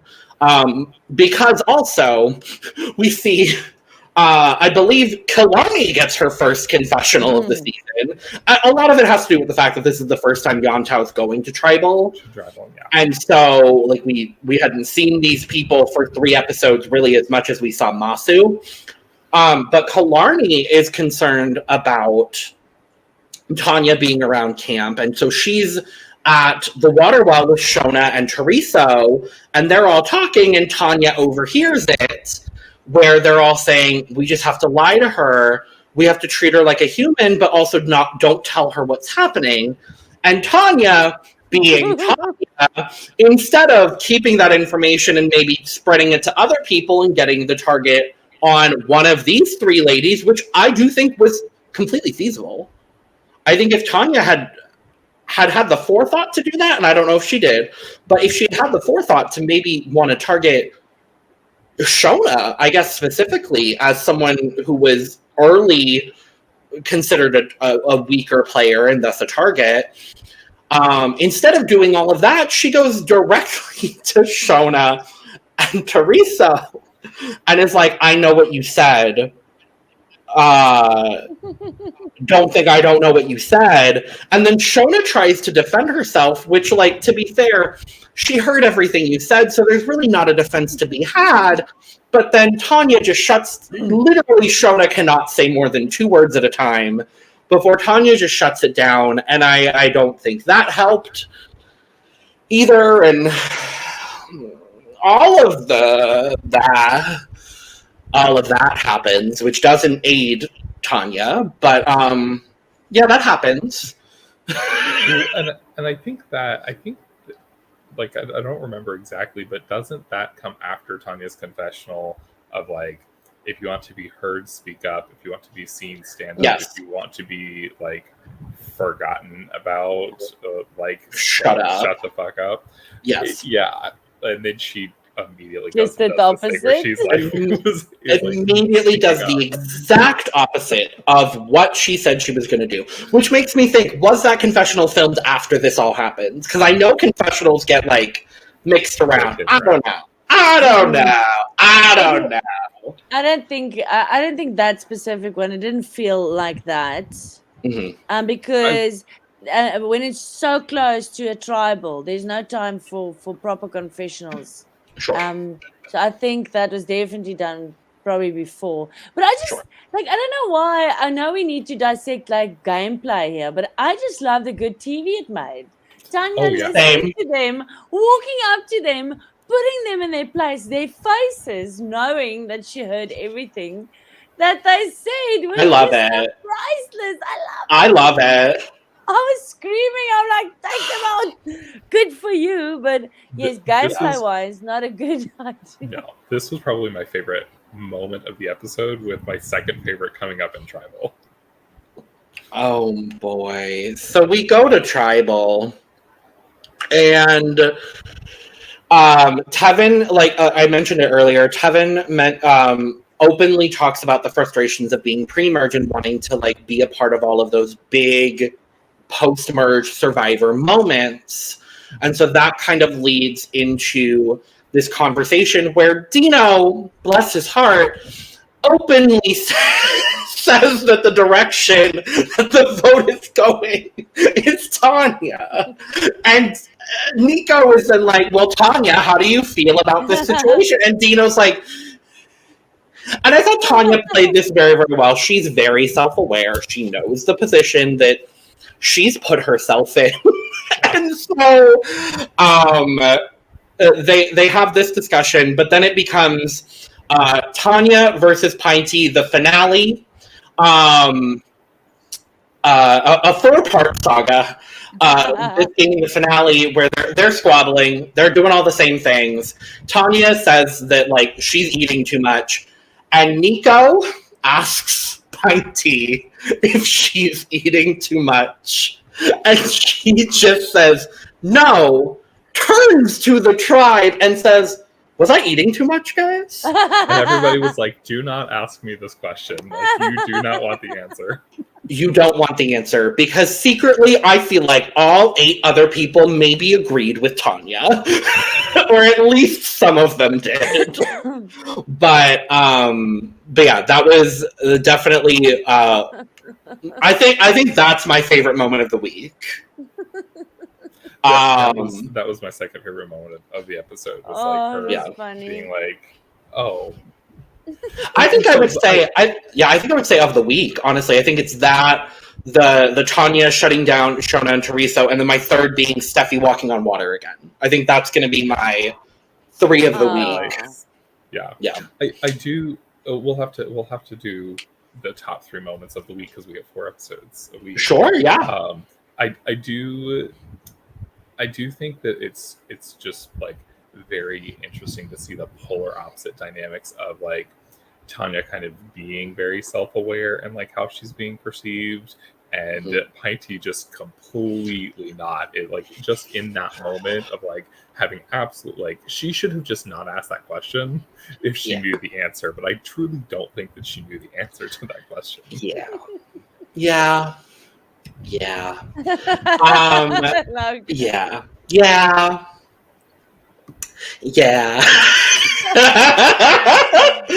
But we do get the vote. It's a unanimous vote. Goodbye, Tanya. So going back to Seamus and the Immunity Idol, because he does play his idol on himself, which was not a surprise, I think, to anybody, because it's a very public idol.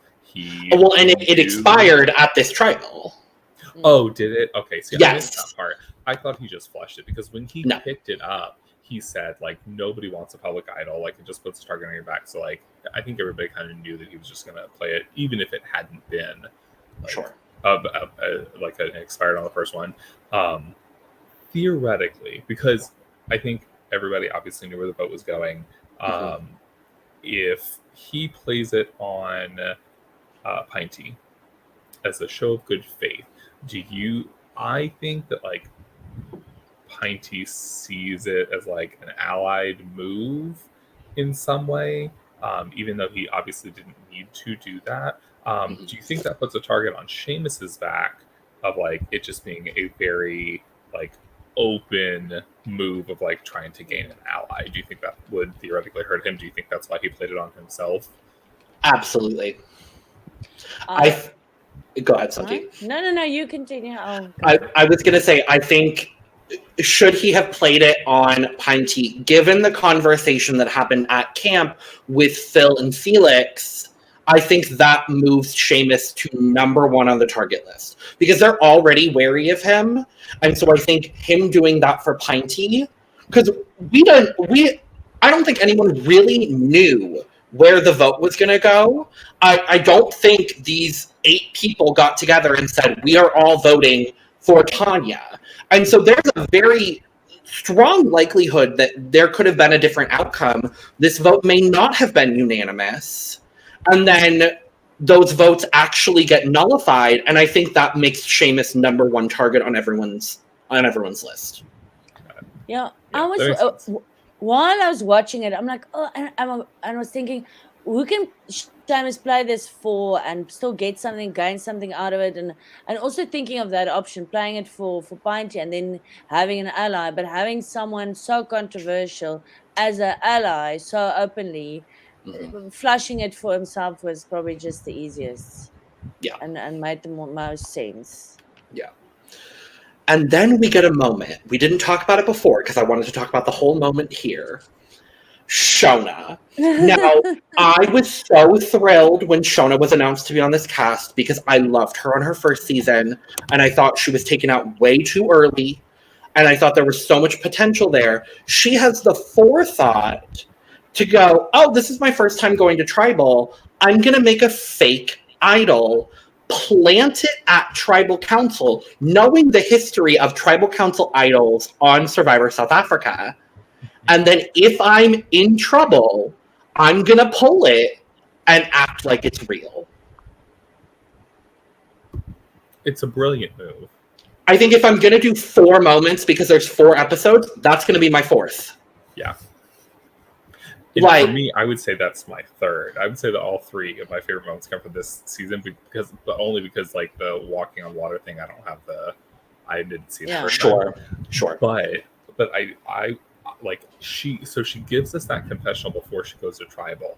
Yeah. And the moment that she walks into Tribal, like obviously we've been to Tribal 2 other times before this, like we've kind of seen what it looks like, but I am like actively paying attention to like where can she hide this idol when they're in the voting booth and they have those like kind of ropes hanging down. I was like, it would be so easy to just hide it in the voting booth because I don't think there's ever been an idol hidden in the voting booth.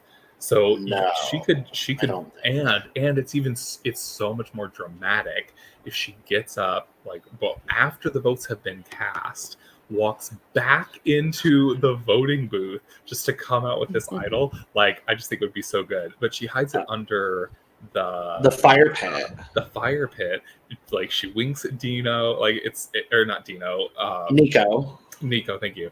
And, like it's such a good moment. Like I was like, it's so good. Just by the way, if she was gonna put it there where you do the voting, like I remember in our season when I walked in there, and I know everyone did this. When you walk in to go vote, you like literally look through that whole room. Sure. Oh, really? Someone probably like. I believe that. Yeah. Yeah. Where I think the fire is there right in front of everyone, because also it's when she goes and gets it there, it could have just been out of her pocket, like because voting booth is quite full, or at least in our season. So but I mean, her putting it there is just brilliant. Yeah, brilliant. I couldn't actually get over it. It's but she is such a fabulous person in any way, and she hasn't gotten a lot of screen time in this week, but this is obviously like the quality that matters, not the quantity. She's like my person to watch. If I had to name one, my eyes are on Shona for this coming week, because like if she needs, I hope there comes a moment that she needs to use it and it saves her, even though it's fake. I don't want her to get blindsided, because I want her to have this opportunity to pull it out, because that's gonna make the whole dynamic so much more interesting. Yo, no, I love it. Maybe it's gonna make history. I can't wait to see. Yes, I mean, Survivor South Africa did make history with the Tribal Council idol. And Palesa is on this season. I'm just saying. But yeah, I think my moments of the week are going to be Steffi walking on water, the Tanya moment at camp, the Pinty moment, and Shona at this Tribal. It's going to be I'm going to say 4. Yeah, I'm so for that. Those 4 actually too. Really love it. Well, that's that. 2 hours of fun. I'm not surprised.